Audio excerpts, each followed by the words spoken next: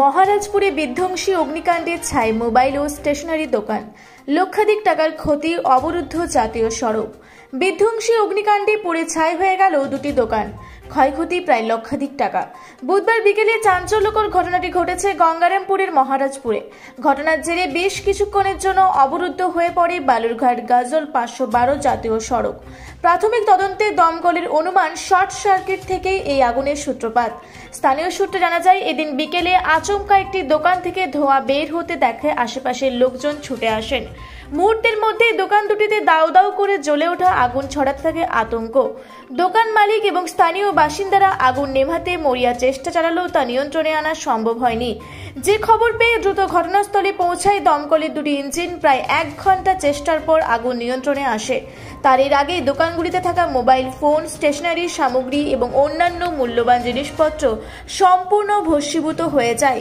এদিকে এই ঘটনার জেরে মহারাজপুরে 512 নম্বর জাতীয় সড়ক সাময়িকভাবে অবরুদ্ধ হয়ে পড়ে। যেই পরিস্থিতি সামাল দিতে গঙ্গারামপুর থানার পুলিশ দ্রুত ঘটনাস্থলে আসে। পরিস্থিতি নিয়ন্ত্রণে আনার পর সড়কে যান চলাচল স্বাভাবিক হয়। ক্ষতিগ্রস্ত দোকান মালিকদের দাবি, এই অগ্নিকাণ্ডে তাদের কয়েক লক্ষ টাকার ক্ষতি হয়েছে। দোকানে রাখা সমস্ত পণ্য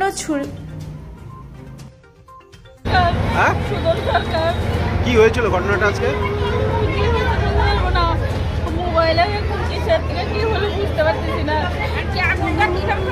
দোকান কি খোলা ছিল? দোকান খোলা ছিল, বন্ধ করে ভাত খেতে গেছে। খাবার পরে ফোন গেছে এখান থেকে যেছে দোকানে আগুন লাগছে, অমনি চলে আসছে। এখন কি দেখলেন? কত টাকার ক্ষতি হয়েছে মোটামুটি? প্রচুর টাকার ক্ষতি হয়েছে। আমি তো নিজের হিসাব করে বলতে পারবো না। ওর প্রচুর টাকার জিনিস থাকে, ওর টাকা পয়সা কিছু নেই না, সব দোকানে থাকে, সব থাকে। রাতেবেলা কিছু টাকা নিয়ে যায়, এই তো দোকানে সব এখানেই থাকে, কিচ্ছু নিয়ে যায় না, সব দোকানে থাকে।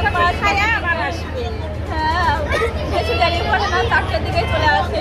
আর যায়ও 2টোর দিকে বাড়িতে যায়। আমার স্বামীর নাম কি? সুদর্শন সরকার। সুদর্শন সরকার। বিদ্যুৎ কুমার মাহাতো রিপোর্ট, রূপসী বাংলা মিডিয়া।